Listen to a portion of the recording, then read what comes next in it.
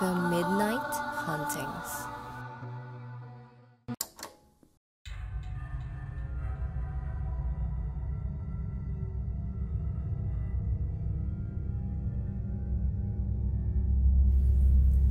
Magandang araw mga ka-midnight.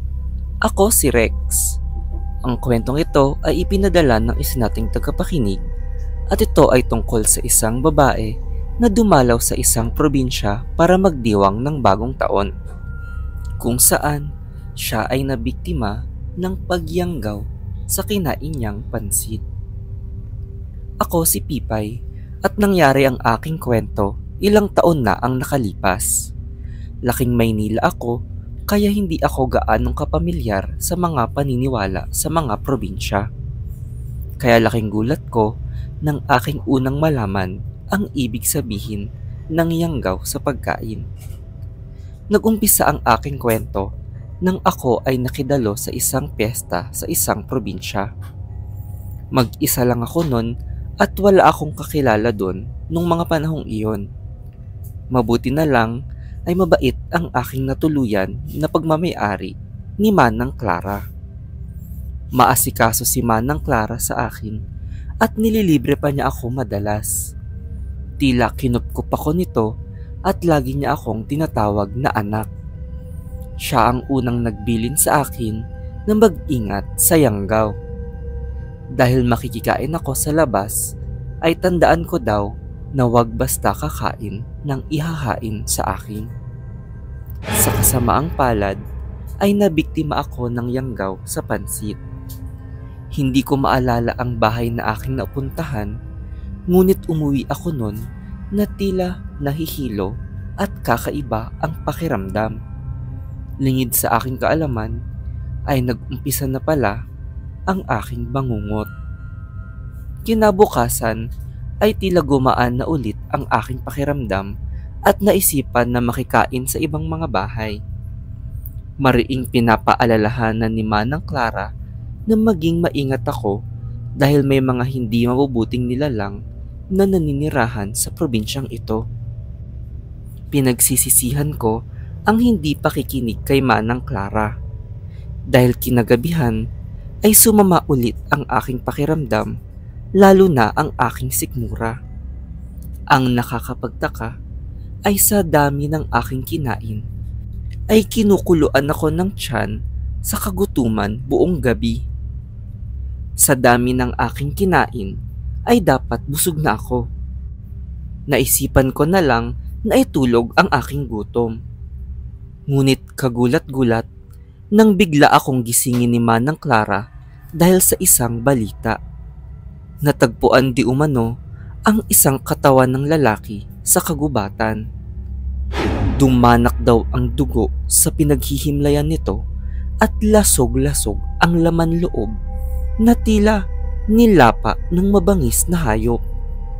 Dati na daw usap-usapan ng aswang sa lugar nila, ngunit ngayon na lang daw ulit ito may nabiktima. At saktong kasagsagan pa ng pista sa kanilang probinsya. Bigla akong natakot para sa aking kaligtasan, lalo na't ayon kay Manang Clara ay mga dayuhan ang kadalasang nabibiktima ng mga aswang. Simula nun ay naisip kong hindi na lumabas ng gabing iyon at hindi na nagawang manginain sa ibang bahay. Bago matulog ay sumama na ang aking pakiramdam at tila nahihilo na din ako. Wala akong gana sa mga niluto para sa akin ni Manang Clara at naisip na baka magkakasakit na ako. Itinulog ko na lang ang sama ng aking pakiramdam, ngunit ako ay naaalimpungatan. Nananaginip kasi ako ng isang aswang na umaatake ng tao sa gabi. Pagising ko ay lagi akong pinapawisan at hinihingal. Kaya imbis na makabiyahe pa uwi sa Maynila, ay nakituloy pa ako kay Manang Clara na siya namang masaya akong inaalagaan din. Ilang gabi akong nakahilata lang sa kwarto habang dinadalhan ng pagkain ni Manang Clara. Patuloy ang aking mga bangungot gabi-gabi at naghihinala na ako sa aking kinakain. May kakaiba kasi sa luto ni Manang Clara na hindi ko makain ang anumang gawa niya. Kaya laking tuwa ko nang dalhan niya ako ng pansit na bigay di umano ng isa sa kanyang mga kapitbahay. Pagpasok pa lang ni Manang Clara ay takam na ako sa amoy ng pansit. Nakatulog ako ng payapa nun hanggang sa magising sa nakakahilakbot na eksena. Natagpuan kong nakahandusay si Manang Clara sa sahig ng aking kwarto na nababalot ng kalmot at kagat ang kanyang katawan. Nagwawala ako na humingi ng tulong sa mga kapitbahay at tinakbo namin siya sa ospital. Sa kasamaang palad ay patay na si Manang Clara. Lalo akong nanghina at umuwi ng nagluluksa. Dahil wala akong ibang matuluyan, ay nanatili ako sa bahay ni Manang Clara. Hindi na nag-imbestiga ang mga taga roon dahil pinaghihinalaan nilang pinasok ang bahay niya at siya ay inatake ng aswang. Alam nilang hindi dayuhang tulad ko ang aswang at kita din nila sa aking itsura na hinang-hina ako at may sakit. Dahil ako na lang mag-isa ay wala nang nag-asikaso sa akin at nakaramdam na ako ng matinding gutom. Maya-maya ay nakaramdam ako ng kakaiba. Tila tinutubuan ako ng pangil sa ngipin at nangangati ang aking balat dahil sa biglang tubo ng balahibo sa aking katawan. Napansin ko din na tila nag-iibang anyo ang aking mga buto at tumatalim ang aking mga kuko. Dun ko napagtanto na ako pala ay naging aswang na. Na ako pala ang aswang na umaatake sa mga tao sa aking mga bangungot. At ako din ang pumatay kay Manang Clara at sa ibang taga-probinsyang natagpuan. Nagkulong ako sa aking kwarto para siguraduhing wala na akong masaktan na ibang tao.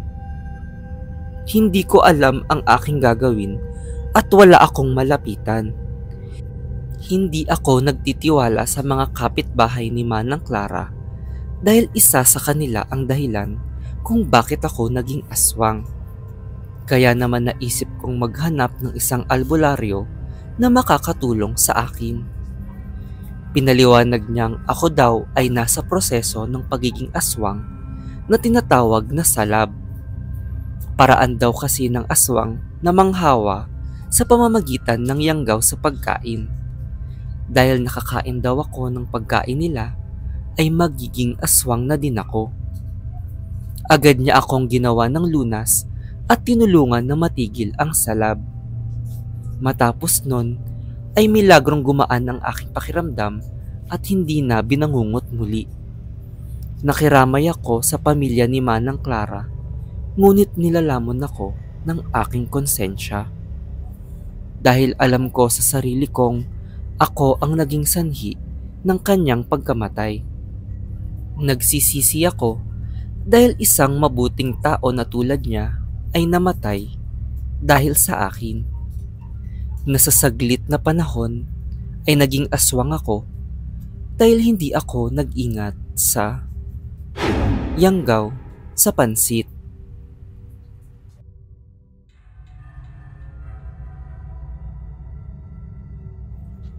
Magandang araw mga ka-midnight. Ako si Rex. Ang kwentong ito ay pinadala ng isa nating tagapakinig. At ito ay tungkol sa isang babae na nagtayo ng tindahan ng siopaw sa Binondo, kung saan may nakalaban siyang tindera na may kakaibang timpla di umano ang binibentang laman sa siopaw. Simula bata pa lang ako ay mahilig na akong magluto. At isa sa aking specialty ay ang pagluto ng siopaw dahil pamana ng aking nanay ang recipe nito. Nang mamatay ang aking mga magulang, ay nag-ipon ako para makapagnegosyo. Ako si Lizelle at ito ang aking kwento. Ilang taon na ang nakalipas nang nakipagsapalaran akong lumipat sa Binondo para magbenta ng siopaw. Ilang taon din na umayos ang aking pagtitinda at masaya ako kahit kaunti lang ang aking nabebenta. Nagbago ang lahat isang araw nang dumating si Alice. May lahing Chinese ang buntis na si Alice at sinasabi niyang authentic ang kanyang mga nilulutong siopaw. Nagulat ako nang siya ang pilahan ng mga tao at nainggit ako sa kanya. Humina kasi ang negosyo ng aking siopaw simula nang may kumalat na chismis tungkol sa aking binibenta. Naging sikat na haka-haka kasi na may laman daw na pusa ang mga siopaw at madami ang hindi nagtiwala sa mga nagbebentang tulad ko. Nung una ay akala ko ay hindi gaanong maaapektuhan ng aking paninda, ngunit nagulat ako nang may mabalita sa amin. May isa daw kasing customer ang naospital matapos magsuka ng kuko ng pusa. Doon kami natakot lahat na nagbebenta dahil alam naming makakaapekto ito sa aming pagtitinda. Lahat kami ay humina ang benta ng ilang linggo dahil sa nangyari. Ilang gabi ang lumipas at may iilan na ulit ang bumibili sa amin, lalo na ang mga suki namin. Ngunit doon ko napansin na tila kakaunti lang ang bumibili sa akin kumpara sa ibang tindera. Nang magtanong-tanong ako, ay hindi ko inaasahan ang aking nalaman. Dahil tila ako ay napagbintangan bilang tindera na pinagbilhan umano ng siopaw na may lamang pusa. Hinayaan ko lang ang mga usap-usapan at nagpatuloy lang sa pagbebenta. Ang hindi ko matanggap ay ang tila paglipat ng ilan kong suki sa tindahan ni Alice. Nagtaka ako dahil sa dami naming nagtitinda ng siopaw ay bakit kay Alice sila naglipana. Dun ko naisip na baka si Alice ang nagpasimuno ng pagkalat ng bali-balita tungkol sa akin. Dun nagumpisa ang aking pagsisiyasat sa tunay na pagkatao at intensyon ni Alice. Naisipan kong silipin ang kanyang paggagawa ng siopaw, ngunit hindi ko nakikita ang kanyang pinagkukuhaan ng karne ng kanyang binibenta. Naisip kong malamang ay kakaiba ang pinagkukuhanan niya at hindi ligtas ang laman ng kanyang siopaw na tinitinda. Palagay ko ay nagpapanggap lang itong inosente at nagpapaawa dahil siya ay buntis. Naghalo ang inggit at tamang hinala sa aking nararamdaman, kaya lumalim ang galit ko kay Alice. Hindi ko mapigilan ang aking sarili, kaya naisipan kong gumanti sa kanya. Pinagkalat ko sa ibang nagbebenta na may pusa ang siopaw na ginagawa ni Alice. Sa gulat ko ay kinampihan siya ng ibang tindera na kasing tagal ko nang nagbebenta.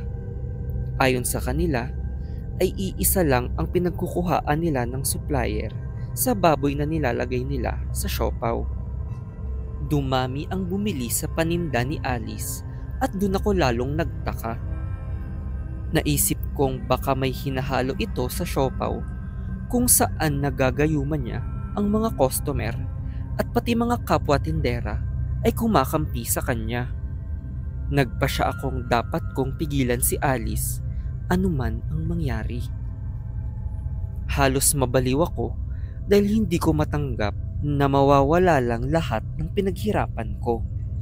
Nagplano ako maigi ng ilang gabi kung paano ko makukuha ang loob ni Alice at kung paano ko siya papaaminin. Nagsabi akong bibisita ako sa kanya at magpapanggap na hihingi ng tulong. Minatyagan kong mabuti ang kanyang pagluto at wala akong nakitang kakaiba sa kanyang timpla. Sa bugso ng aking damdamin ay pinagsisigawan ko siya hanggang sa nagdilim ang aking paningin at nahampas siya sa kanyang ulo hanggang mawalan siya ng malay. Pagdilat ng kanyang mga mata ay tila manganganak na siya at naisipan kong tulungan siyang ilabas ang bata. Tinanong ko ulit siya kung may hinalo ba siya sa siopaw at mariin pa din siyang tumanggi. Sa galit ko ay kinuha ko ang sanggol at hindi na binigay sa kanya. Kailangan maintindihan ni Alice na seryoso ako sa aking paratang sa kanya. Kasalanan niya ang pagkalugi ng aking negosyo at pagguho ng aking mga pangarap. Kinailangan ko pang patayin ang mga magulang ko para lang makuha ang recipe ng siopaw nila. Inabutan ko si Alice ng siopaw at sinalpak ko ito sa bunganga niya. Halos maduwal siya nang mapansin ang maliit na daliri ng sanggol sa kanyang kinaing siopaw. Sinabi kong sinahog ko lang naman ang kanyang sanggol para maturuan siya ng leksyon at nagwala siya bigla. Hindi ko inaasahang may lakas pa si Alice at natulak niya ako palayo hanggang makatakas siya. Nang habulin ko siya, ay tinulungan siya ng kanyang mga kapitbahay at tumawag sila ng pulis. Nagtataka pa din ako kung bakit hindi nila maintindihan ang aking paliwanag. Paulit-ulit kong sinisigaw sa presinto na nagayuma sila ni Alice kaya sila kumakampi sa kanya. Napatunayan din nilang gumagamit ako ng pusa at laman ng daga sa aking mga binibentang siopaw. Umamin ako dahil wala naman akong nakikitang mali doon. Ilang taon na akong nakabilanggo at sumusulat galing kulungan. Pinaglaban ko lang naman ang aking pangarap. Wala naman akong maling nagawa, hindi ba? Ako si Lizelle at isa lang naman akong simpleng tindera ng siopaw.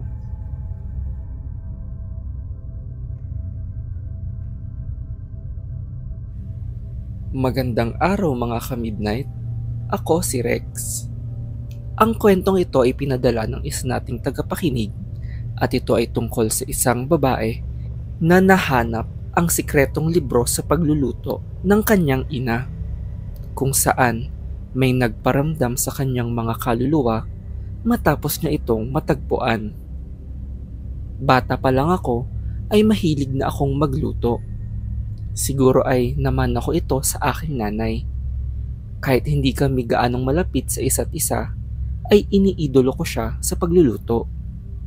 Ako si Sarah at ang aking kwento ay nagsimula nang mamatay si Nanay Ising at naman ako ang kanyang libro.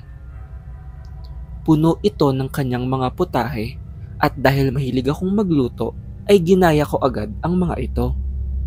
Habang nagluluto ay naaalala ko ang mga luto sa akin ni Nanay Ising at naramdaman kong mas napalapit ako sa kanya. Ngunit hindi ko alam kung bakit tila iba ang lasa ng aking adobo. Nung bata kasi ako ay may isang espesyal na adobong ginagawa si Nanay Ising isang beses sa isang taon nung bata pa ako. Tumigil lang ito nang umuwi ang aking ama galing ibang bansa at hindi na nagtrabaho pa. Sinabi sa akin noon ni nanay na lihim namin ang adobo na yon. Nung kinagabihan ay nahirapan akong makatulog. Tumatak sa akin ang lasa ng espesyal na adobo at nalungkot ako na hindi ko ito magaya. Habang nagpapaantok ay bigla akong nayanig at halos mapasigaw dahil sa pagpapakita sa akin. Isang maliit na kaluluwa ang tila nakatayo sa paanan ng aking higaan habang nakatiting sa akin. Ako naman ay tila nanigas at hindi makagalaw habang ito ay dahan-dahang lumalapit sa akin. Nang malapit na ito sa akin ay bigla na lang itong naglahong parang bula. Napansin ko na lang na kaya ko nang gumalaw nang makitang nanginginig ang aking buong katawan. Sa tagal naming nakatira dito ay wala kaming karanasan sa kababalaghan kaya hindi ako makapaniwalang may biglang magpapakita na kaluluwa sa aming bahay. Buong gabi akong hindi makatulog kakaisip sa nangyari. Naisip ko na lang na baka malikmat ako lang ito dahil sa pagod o baka bangungot lang ito. Wala din kasi akong maisip o maalala na batang namatay dito at wala ding nakwento ang aking tatay. Kaya naman halos nakalimutan ko na ito kinabukasan at nagpatuloy lang sa pagluluto ng mga putaheng ginawa ni Nanay Ising noon. Naisip kong sorpresahin ang aking tatay dahil alam kong nagluluksa pa ito sa biglaang pagkamatay ni nanay. Sinubukan ko ulit lutuin ng espesyal na adobo, ngunit hindi ko pa din ito magaya. Gusto ko kasing ipatikim ito kay tatay kahit na sikreto lang namin yon ni Nanay Ising dahil alam kong hindi niya ito natikman noon. Napaisip din ako kung bakit namin inilihim iyon kay tatay. Si Tatay Lolong ay mapag-alaga at mapagmahal na asawa kay Nanay Ising, kaya wala akong maisip na dahilan kung bakit namin kinailangan itago ang espesyal na adobo sa kanya. Nang ikwento ko ang adobo matapos namatay ni nanay, ay hindi na nagulat si tatay. Noon pa man daw kasi ay malihim na si Nanay Ising at walang nakakaalam ng kanyang mga sikreto. Nalulungkot si tatay na tila hindi niya alam kung bakit naging malayo si nanay sa amin ni tatay simula nang umuwi siya. Pakiramdam ni tatay na sinisisi siya ni nanay sa aming pagkahirap. Naisipan kong ibahin ang timpla ng luto ng adobo para lang magaya sana ang luto ni Nanay Ising, ngunit hindi ko mahanap kung paano na iba ang lasa. Habang nagluluto ay nakaramdam ako bigla ng malamig sa aking likod at napalingon ako. Tumambad sa aking harapan ang kaluluwa ng isang bata na nakatayo sa dulo ng aming pasilyo. Dun ko napagtanto na totoo ang aking inaakalang bangungot at dahan-dahan ulit itong papalapit sa akin. Sa takot ko ay nagsisigaw ako at napatakbo papalayo. Pinakalma ako ni Tatay Lolong at pinagpaliwanag nang ako ay nahimasmasan na.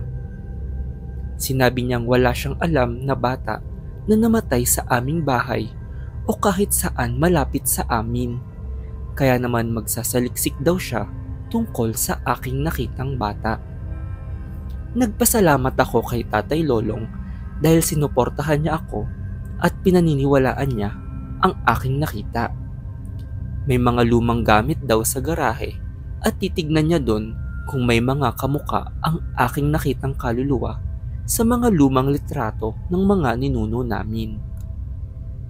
Nagpa siya muna akong magluto ulit para kumalma at dun ko napagtanto na nagsimula ang pagpapakita ng mga kaluluwa matapos mamatay ni Nanay Ising at baka konektado ito sa kanya. Maya-maya ay lumabas si Tatay Lolong na may dalang isang malaking baul. Ang laman ng baul ay mga libro na puno ng sulat ni Nanay Ising. Nagunaw ang aming mundo nang basahin namin ang mga ito dahil nakalahad sa libro na nangaliwa si Nanay Ising nung mga taong nasa ibang bansa si tatay. Ang malala pa ay nagbunga ang kanyang pagtataksil. Ilang beses daw nabuntis ang aking ina at pinapalaglag niya ang mga sanggol bago lumaki ang kanyang tiyan para hindi siya mahalata. Dun ko naisip na ang mga kaluluwang nagpapakita sa akin ay ang mga batang pinalaglag ni Nanay Ising at lumabas sila nang mamatay na si nanay. Napansin kong tila hinang-hina si Tatay Lolong at naiintindihan kong nagunaw ang mundo niya sa aming nalaman. Nagulat ako nang maiabot siya sa aking libro at nagtaka kung bakit niya ako binalaan. Pagbasa ko nito ay halos maduwal ako at masuka.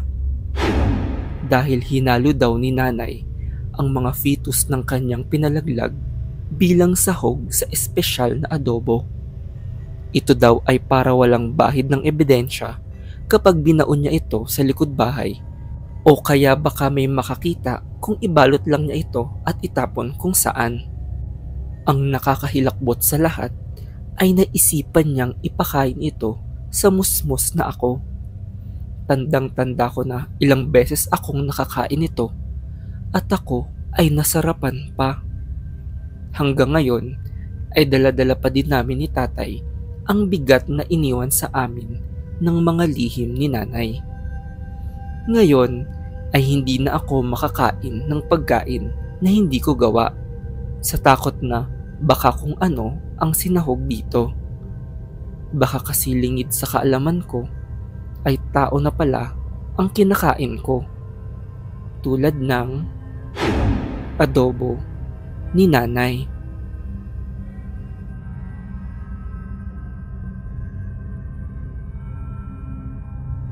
Magandang araw mga ka-midnight. Ako si Rex. Ang kwentong ito ay pinadala ng isa nating tagapakinig at ito ay tungkol sa isang lalaki na inaalala ang lutong minudo ng kanyang nanay nung siya ay bata pa, kung saan tila nababalot ng misteryo ang pinanggalingan ng laman nito. Ako si Vicente at nangyari ang aking kwento nung ako ay bata pa.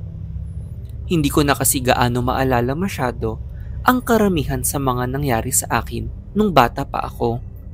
Isang dahilan siguro ay dahil lumaki ako sa hirap kasama ang aking nanay at nakakatandang kapatid. Sa squatters lang kami noon nakatira at walang-wala kami simula nang mamatay ang aming ama. Hindi ko na siya naabutan at tanging alam ko lang ay nalubog kami sa utang nang mawala siya. Si Nanay Corning lang ang bumuhay sa amin ni Ate lang. Sakitin kaming magkapatid at payat dahil lagi kaming gutom. Wala kaming baon sa paaralan at lagi kaming pinagpipiestahan ng mga pangaasar dahil sa aming pagkadugyot. Lagi pa kaming nakakarinig na wala daw kwenta ang aming ina sa pagpapabaya sa amin. Kadalasan din noon ay natutulog kaming gutom dahil wala kaming makain sa umaga. Tanging paglalabada lang ang trabaho ni Nanay Corning kaya kumakayod siya araw-araw makahanap lang ng customer. Madalas ay ginagabi na ito sa dami ng kanyang mga labada. Ngunit tuwing umuwi siya ay nagagawan pa din niya ng paraan ang pagluluto sa amin ng masarap na pagkain. Ang pinaka-espesyal sa lahat ay ang kanyang pagluto ng menudo tuwing may okasyon. Tandang-tanda ko ang sarap ng luto ni nanay tuwing naaalala ko ito. Hanggang ngayong matanda na kasi ako, ay naaalala kong may kakaiba sa lasa ng kanyang menudo. Isa din sa tumatak sa akin noon ay ang reaksyon ni Ate lang sa tuwing nagluluto si Nanay Corning. Tila nandidiri ang mukha niya at napansin kong kaunti lang siya kumain kahit na bihira lang kaming makakain ng karne. Hindi ko ito kinestyon noon nung ako ay maliit pa, ngunit ngayon ay tila may halong pagdududa na ang aking nararamdaman tungkol sa menudo ni nanay. Dahil ilang beses kong sinusubukan gayahin ang luto ni nanay at hindi pa din nagkakalapit ang lasa. Naisip ko pa nung una na baka wala lang iniwang recipe sa akin si Nanay Corning bago siya mamatay. Kahit anong palit ko ng sangkap ay hindi ko makuha ang sarap ng kanyang luto. Isa sa mga tumatak sa akin nung bata ako ay nang ako ay malapit ng magkaarawan ay humiling akong makakain muli ng menudo ni Nanay Corning. Ngunit napansin kong umiyak lang si nanay at nagsabing hindi na siya makakapaglabandera dahil umalis na ang kanyang suki. Hindi daw niya maipapangako ang pagbigay sa akin ng menudo at gagawan pa niya ng paraan ang paghahanap ulit ng pagkakakitaan. Bukod sa paglalabada, ay naglalako na din si Nanay Corning ng mga sigarilyo at basahan sa kalsada. Ngunit isang gabi ay hindi siya umuwi sa aming bahay at nag-alala kami ni Ate Klang. Naisip naming baka nasagasaan na ito o kaya naman ay napaano. Nakatulog kami sa kakahintay sa kanya at paggising namin ay nakauwi si Nanay Corning na tila nakahawak sa kanyang tagiliran. Nakita naming may tahi siya sa bandang sikmura at agad na kinamusta siya. Nagsabi lang siya na nagawan niya ng paraan ang aking kaarawan at wag daw kaming mag-alala. Kahit nangihina pa ay si Nanay Corning pa din ang nagluto at naghanda ng aking menudo. Sa aking pagka-inosente noong mga panahong iyon ay nawala agad ang aking pag-aalala at natuwa lang sa aking handa. Hindi ko naisip ang posibleng dahilan kung paano biglang nagkaroon ng panghanda si Nanay Corning at kung bakit tila nandidiri na naman si Ate Klang. Halata sa mukha ni Ate Klang na nag-aalala siya kay nanay habang ako ay walang malay sa katotohanan. Ngayong matanda na ako ay napagtanto kong posibleng kinuha ni Nanay Corning sa kanyang laman ang pinakain niya sa amin at sinahog sa kanyang menudo.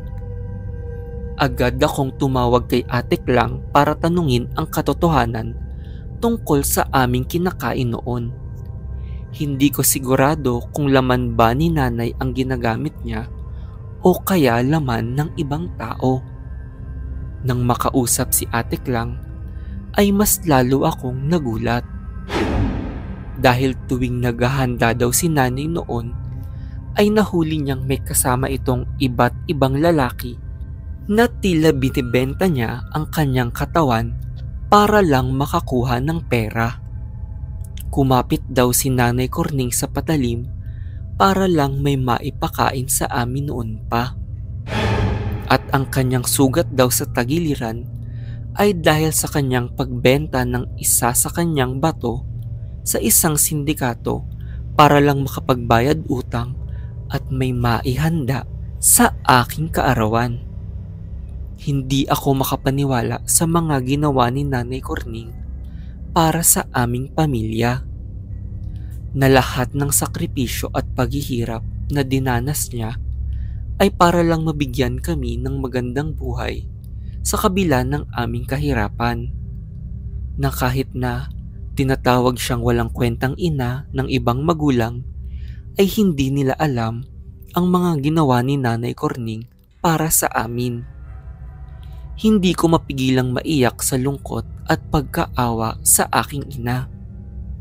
Pinaliwanag ni Ate Klang na prinotektahan niya ako sa katotohanan para lumaki akong maayos at magsipag upang makaahon sa kahirapan.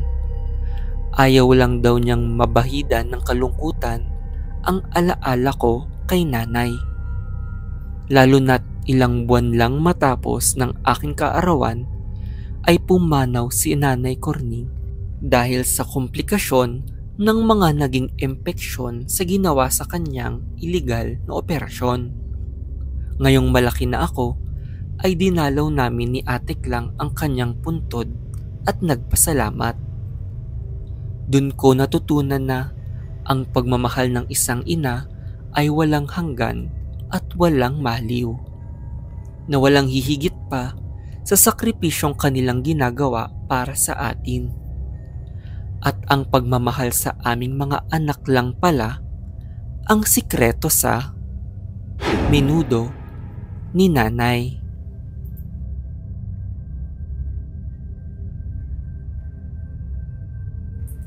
Magandang araw mga ka-midnight. Ako si Rex. Ang kwentong ito ay pinadala ng isa nating tagapakinig at ito ay tungkol sa isang lalaki na nagtatrabaho sa isang karinderya na gumagawa ng espesyal na nilaga, kung saan natutunan niyang kakaiba ang pinagkukunan ng karne ng mga ito. Ako si Emilio at nangyari ang aking trabaho ilang taon na ang nakalipas. Ito ay nung ako ay nasa probinsya pa at nakapasok bilang tagaluto sa isang pasikat na kainan, kung saan nakikilala ang kanilang tindang nilagang baka. Lingid sa aking kaalaman ay nababalot pala ito ng kababalaghan. Bigla kasi itong sumulpot sa aming bayan at agad na nakilala dahil sa sarap ng kanilang mga luto. Sa di katagalan ay dinadayo na ito at agad na naging pangmaperang kainan lang. Gayunpaman ay walang nakakaalam kung saan nanggaling ang may-ari nito. Si Sir Crisostomo ang aking boss at siya din ang may-ari ng kainan. Lahat ay itinuro niya sa akin at tipikal naman ang timpla ng aming nilulutong pagkain. Ngunit kapag inihahanda na ang bestseller na nilaga, ay si Sir Crisostomo mismo ang nagluluto nito at bawal namin tikman. Sa unang tingin ay sobrang nakakatakam nito tignan at napakabango ng amoy ng nilaga. Sadyang may tila kakaiba lamang sa laman nito na hindi mukhang laman ng baboy o baka. Doon naging haka-haka na ang laman daw ay galing sa laman ng tao. Dahil walang may alam kung saan kinukuha ni Sir Crisostomo ang mga ito at nakakandado ang parte ng kusina kung saan siya nagluluto. Naging usap-usapan din ay kung bakit tuwing gabi lang kami nagbubukas at piling mga tao lang ang pwedeng bumili ng nilaga. Kinilabutan ang karamihan sa amin dahil sa chismis na iyon at marami ang nag-alisan dahil dito. Napaisip ako dahil dito, ngunit nagpa siyang alamin pa ang katotohanan. Nakakatakot man si Sir Crisostomo, ay wala naman itong ginawang masama sa amin at tinuturuan pa kami ng maayos. Sa kabila nun, ay kaunti na lang kaming natitira sa kusina at halos siya na ang nagluluto ng ibang putahe. Dahil doon, mas nakakasama na namin siya sa kusina. Kahit paano ay gumaan ang loob namin sa kanya hanggang sa nagulat kami sa pagtanggap niya sa isang customer. Dahil ang bisita namin ay ang kilalang korap na mayor na si Mayor Ramos. Dati pa itong suki ni Sir Crisostomo, ngunit ngayon lang ito pumunta mismo sa kainan para sa espesyal na nilaga. Dati pang kilala si Mayor Ramos bilang isang brutal na mamumuno dahil sa kanyang ginawa noon. Usap-usapan kasing pinapatay niya ang pamilya ng kanyang dating kakumpetensya sa pagtakbong mayor. Nang mapag-usapan namin itong mga nasa kusina, ay dati daw kumalat ang chismis na kinain daw ng mayor ang laman ng mga taong kanyang pinapatay. Lalo naming pinagdudahan si Sir Crisostomo, lalo na't madami ang nababalitang nawawala sa amin at nagdudang pinapakain niya ng espesyal na nilaga ay kapwa aswang. Simula nun ay umalis na ang aking ibang kasamahan at ako na lang ang natirang nagtatrabaho sa kainan. Gayunpaman ay nananatili lang ako sa takot na baka ako ay paghigantihan ni Sir Crisostomo sakaling sumama ang loob niya sa aming pag-alis. Ngunit nakakapagtakang tila hindi nagbago ang pakikitungo niya sa akin kahit na kaming dalawa na lang ang tumatrabaho ng lahat. Napansin ko din na hindi na kami tumatanggap ng regular na customer at puro espesyal na nilaga na lang ang kanyang niluluto sa kanyang kwarto. Isang gabi ay napansin kong nakaawang ang pinto ng kanyang kusina kaya napasilip ako dito at agad na nagulat. Dahil hile-hilera ng katawan ng tao ang nakakalat sa kanyang kwarto na tila patunay na totoo nga ang usap-usapan. Ang nakakakilabot pa ay tila pamilyar ang mga muka na aking nakita sa loob. Inaasahan kong makikita ko ang aking mga dating kasamahan, ngunit ako ay nagkamali.